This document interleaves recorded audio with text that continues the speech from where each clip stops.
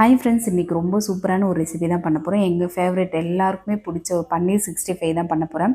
இது எப்படி செய்யலான்னு பார்ப்போமா? மேலே ரொம்ப கிறிஸ்பியாக இருக்கும், உள்ளே ரொம்ப சாஃப்டாக வெந்திருக்கும்.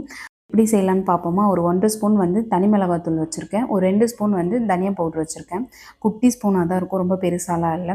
இந்த அளவு இருந்தால் கரெக்டாக இருக்கும். ஒரு 1/4 ஸ்பூன் அளவுக்கு வந்து கரம் மசாலா தூள் வச்சுருக்கேன். 2 ஸ்பூன் வந்து அரிசி பவுடர் வச்சுருக்கேன். ஒரு 1/4 ஸ்பூன் வந்து வேணும்னா போட்டுக்கலாம், இல்லைனா வேணாம். கடலை மாவு என்கிட்ட இருந்ததுனால போட்டேன். கொஞ்சமாக வந்து வேணுன்ற அளவுக்கு சால்ட் வந்து போட்டுக்கலாம். கடலை மாவு போடும்போது வந்து என்ன ஆகும்னா, நம்ம போடுறது எதுவுமே பிரிஞ்சு வராது. அரிசி மாவு போடும்போதே அந்த மசாலாலாம் வராது. இருந்தாலுமே வந்து கடலை மாவு போட்டால் இன்னும் கொஞ்சம் நல்லாயிருக்கும். இங்கே நானாக தான் போட்டிருக்கேன், உங்களுக்கு வேணும்னா போடலாம், இல்லை ஒன்றும் பிரச்சனை. ரொம்ப கம்மியாக போட்டுக்கலாம். பன்னீர் வந்து கட் பண்ணிவிட்டேன். பன்னீர் எப்போ கட் பண்ணாலும் வந்து நம்ம ஃபஸ்ட்டு வந்து தண்ணியில் போட்டுட்டு ஒரு 5 நிமிஷத்துக்குள்ளவே வந்து நம்ம அது கொஞ்சம் நேரம் தண்ணியில் விட்டுட்டு அதுக்கப்புறம் ஃபில்ட்ரு பண்ணி எடுத்துட்டு நம்ம ஃப்ரை பண்ணுறதோ சமைக்கிறதோ எதுவாக இருந்தாலும் சரி, தண்ணியில் போட்டு வச்சது சமைக்கும் போது அது உடையவே உடையாது. நம்ம அப்படியே சும்மா வெறுமனே கட் பண்ணிவிட்டு போட்டால் வந்து உடஞ்சிரும். அதனால் பன்னீர் வாங்கும்போது இந்த மாதிரி வந்து ட்ரை பண்ணால் ரொம்பவே நல்லாயிருக்கும். நான் தண்ணியில் போட்டுட்டு க்ளீன் பண்ணிவிட்டு ஒரு 5 நிமிஷம் வந்து அதிலே வச்சுட்டேன். அதுக்கப்புறம் இந்த மசாலா எல்லாமே வந்து போட்டுட்டேன். கொஞ்சமாக வந்து இஞ்சி பூண்டு பேஸ்ட்டு போட்டிருக்கேன். இது எல்லாத்தையும் மிக்ஸ் பண்ணிக்கலாம்.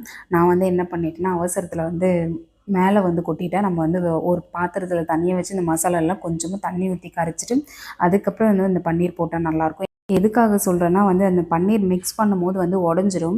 அதனால் வந்து நம்ம இந்த மாதிரி போட வேணாம். தண்ணியில் கரைச்சிட்டு போடுறது ரொம்பவே சேஃபு. நான் கொஞ்சம் நேரம் வந்து அது உடையாத அளவுக்கு நல்லா மிக்ஸ் பண்ணிவிட்டு அதுக்கப்புறம் வந்து ஃப்ரை பண்ணுறதுக்கு ஸ்டார்ட் பண்ணிட்டேன். ரொம்பவே நல்லாயிருக்கும். இது வந்து ஈவினிங் ஸ்நாக்ஸ்க்கு வந்து பசங்களுக்கு வந்து கொடுக்கலாம், இல்லை ஸ்கூல் ஸ்நாக்ஸ் கொடுத்து அனுப்பலாம். நம்ம வேறு ஏதாச்சும் வெஜ்ஜு வந்து சாதம் மாதிரி பண்ணால் இதை வந்து சைட் டிஷ்க்கு வந்து வச்சுக்கலாம். ரொம்ப சூப்பராக இருக்கும். அவளுக்கு வந்து ஃபீவராக இருந்ததா மித்திக்கு, அதனால் சரி அவளுக்கு பிடிச்ச மாதிரி வந்து இந்த மாதிரி பன்னீர் 65 வச்சு செஞ்சு கொடுப்போம், சாப்பிடுவான்னு சொல்லிட்டு தான் செஞ்சேன். அத்தையுமே வீட்டில் இருந்தாங்க. நான் நிறைய பிளான் பண்ணியிருந்தேன். அத்தை வீட்டுக்கு வரும்போது இதெல்லாம் செஞ்சு கொடுக்கணும்னு நினச்சேன்.